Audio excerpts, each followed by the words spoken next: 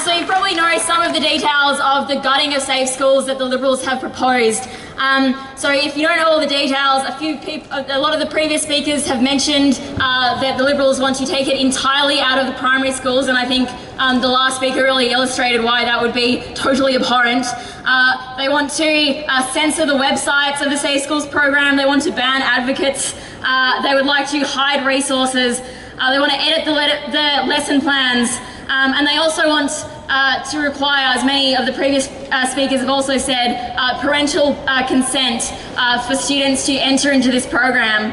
And yeah, I think all of these attacks, all of these changes to safe schools are transphobic and homophobic.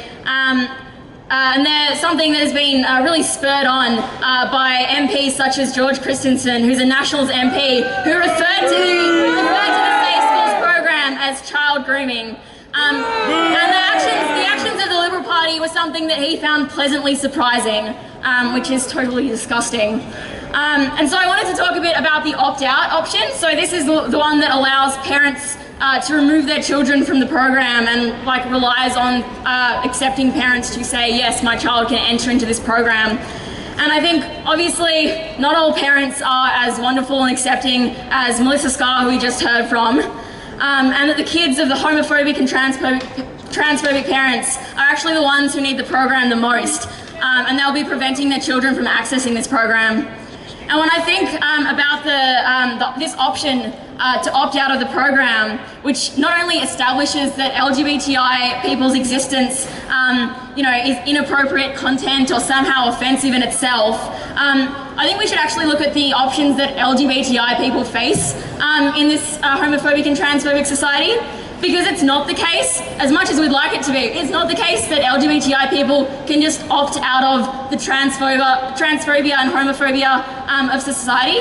I would love to opt out, I'm sure a lot of people here would love to opt out of the homophobic and transphobic marriage laws. I'm sure that many people here would love to opt out of the influence of the Corey Benanis of this world. I'm sure that we'd love to opt out of Turnbull's homophobic attack. I'm sure we'd love to opt out of the barrage of right-wing hate that has been spewing from all of the media for the past few months, in particular as safe schools have been attacked. Declaring safe schools an anti-bullying program as paedophilia. I'm sure we would love to opt out of the higher rates of poverty and homelessness that face LGBTI people. But the truth is that we can't opt out of these things. And so I think so long as the government enforces homophobia and transphobia through our laws, so long as society shoves us into gender roles, we can't actually opt out of this. And I think that our only real option here is to face this situation and to fight it together to change things. So I think that's how we've gotten to the point thus far of having a safe schools program in itself. It's how we've gotten to the point where the Benanis and the Turnbulls of the world are actually, they're a loud and homophobic society, and albeit powerful group, but they are a minority. And I think that when we unite and when we fight, we are more powerful, and we are more powerful than this homophobic and loud minority.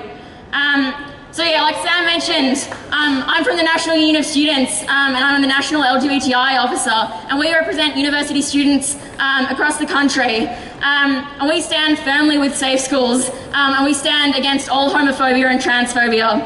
And we're not alone in this position, and I think, yeah, as Farida and Sam have mentioned, the protests across the country are a real testament to the growing sentiment against homophobia, against transphobia, and the speeches have really come across that we demand equality, we demand respect, and I think there's more and more people that are on our side that see that there is no sense to the homophobia and transphobia that people in this country are constantly sledged with. So I think with this kind of strength, we should not only just defend what we've got, but we should fight for more. I think the Safe Schools program should be fully funded in Western Australia. We need more than just one campaign manager, and we need more schools to sign up.